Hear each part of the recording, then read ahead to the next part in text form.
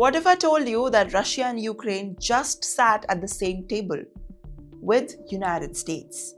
After years of war, bloodshed, and zero trust, this happened. So the big question is, are Russia and Ukraine suddenly holding and joining hands, or is something else going on?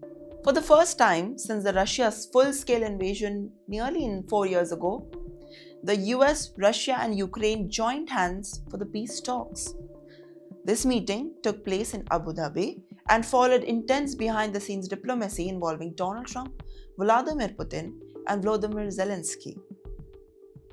Well, this alone is historic. The talks came after months of stalled negotiation and failed ceasefire efforts. Trump met Zelensky earlier, then this sent envoys to hold the long overnight discussions with Putin in Moscow, and soon after that, all three sides agreed to sit together. So, does this mean Russia and Ukraine are finally aligned? Not exactly. Ukraine's president called the talks important, but warned that it's too early to draw conclusion. Russia, on the other hand, walked in with the same demand that it has repeated for years. And Ukraine must withdraw all the forces from the eastern Donbas region. And that's the core problem. Russia wants full control of Donbas, and Ukraine refuses to give up the territory, still it holds it. And the single issue has blocked the very serious peace efforts so far. Well, here's where the tension rises.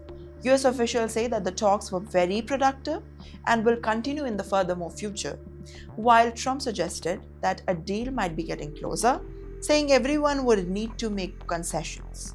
But hours later, Russian officials doubled down, saying without Ukraine leaving the Donbas, there can be no long-term settlement.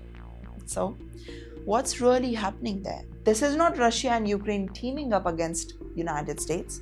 It's US stepping up into the middle, trying to force any moment where neither of the sides could blink. The twist is, the talks may be less about peace right now and more about positioning.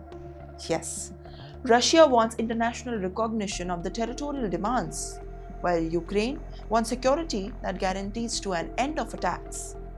And US wants to prove that it can broker a deal where every other failed. While the reality is brutal, Ukrainian cities are still facing power cuts and heat blackouts and freezing temperatures after the Russian attack.